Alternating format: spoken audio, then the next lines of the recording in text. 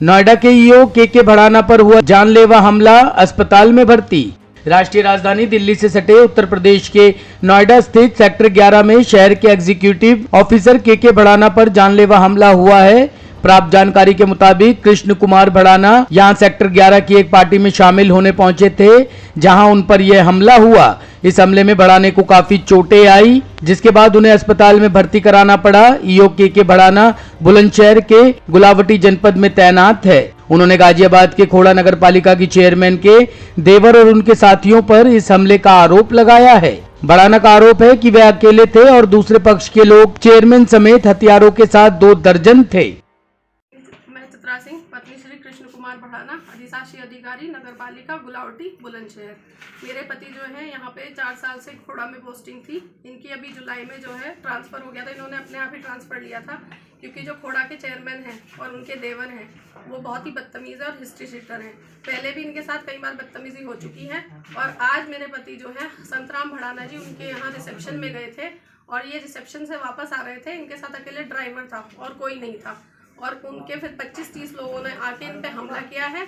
सबसे आगे जो है चेयरमैन का जो देवर है योगेश भाटी, उन्होंने इनके मुंह पे मारा है और उनके माथे पे बहुत चोट है, पसलियों में भी बहुत चोट लगी है। और मेरा 3 साल का छोटा सा बेटा है, एक 14 साल की बेटी है, 10 साल की। मुझे इन लोगों से बहुत डर है, अपनी जान का और अपने बच्चों की जान का भी खतरा है। तो मैं इसलिए मेरी वो मांग है कि इन पर सख्त से सख्त कार्रवाई हो। मेरे पति को इन्होंने मारने की कई बार चेष्टा की है, ये पहला नहीं अटेम्प्ट है। ये कई बार इनकी गाड़ी भी साइड से टच करवाई है, कई केस हुए हैं। ऑफिस में भी पहला हो चुका है और पूरा गाजियाबाद इसको जानता है। कोई गाजियाबाद में ऐसा नहीं जो के भड़ाना और योगेश भाटी के इनके विवादों से जानकार ना हो। तो मैं इसमें यही मेरी मांग है सबसे हाथ जोड़ के कि मेरे पति को इंसाफ मिले और मेरे बच्चों की और मेरे पति की सुरक्षा हो। अगर इसमें कुछ भी होता है, अब वो उनकी वाइफ मेरे सुनने में आया है कि जो रीना भाटी है वो थाने में जाके अपने बाल बिखेर के अपने कपड़े फैला के नाटक कर रही है कि छेड़खानी की है। एक अकेला आदमी जो ड्राइवर के साथ है, क्या वो इस तरीके की हरकत कर सकता है? तुम 25 लोग अवैध असले लेके उन पे चढ़े आ रहे हो, ये कौन सा वो है? तो मेरी इससे बिल्कुल हाथ जोड़ के सबसे प्रार्थना है कि मेरे पति को इसमें बिल्कुल इनको निष्पक्ष जांच हो और इन पे सख्त से सख्त कार्रवाई हो। धन्यवाद। घटना हुई थी, आप कहाँ पाए थे? एक मिनट बात कर तो फोटो में किसी बात कर रहे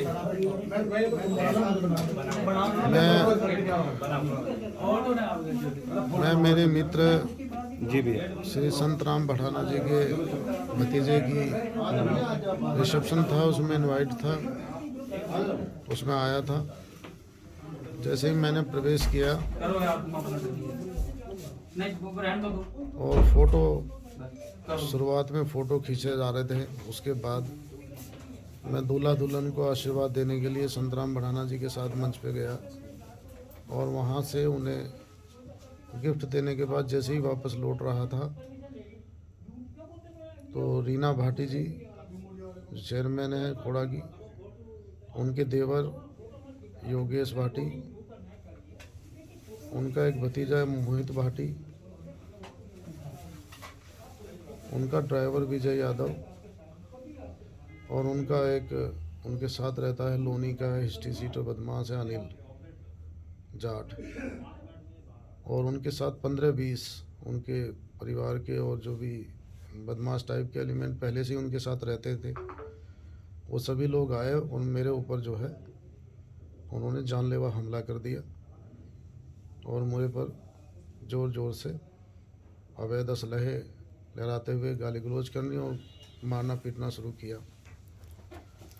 मुझे बचाने के लिए श्री संतराम भड़ाना जी, गजेंद्र बंसल जी और जो भी वहाँ मौजूद थे वो लोग आए और वो मुझे करीबन 20 से 25 मिनट तक मेरे साथ इसी तरह मारपीट भी करते रहे और असलहे मेरे मुंह में और उनमें लगाते रहे।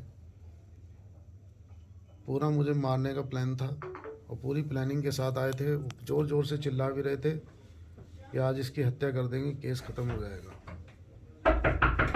पूरा करने के बाद जो है उसके बाद मुझे वहाँ के बेहोश हो गया। वहाँ से तुरंत ही संतराम भड़ाना जी और गजेंद्र बंसल जी उठा के मुझे नोएडा सेक्टर 11 में लेके आए, उठा के लाए और मेरा यहाँ CT स्कैन और एक्सरे वगैरह हुआ। से मेरी पसलियों में मांस फटा हुआ है, सारा चोट लगी है और सर में भी चोट लगी है। वो भी आरोप लगा रही है रीना भाटी कि पिस्टल से आपने वार किया है और उन पर, और उनके साथ छेड़छाड़ का भी वो आरोप लगा रही है। कोई नहीं, वहाँ सभी मौजूद हैं, कुछ भी नहीं। मैं सामान्य, मुझे श्री संतराम बढ़ाना जी वापस ला रहे थे, छोड़ने आ रहे थे वापस।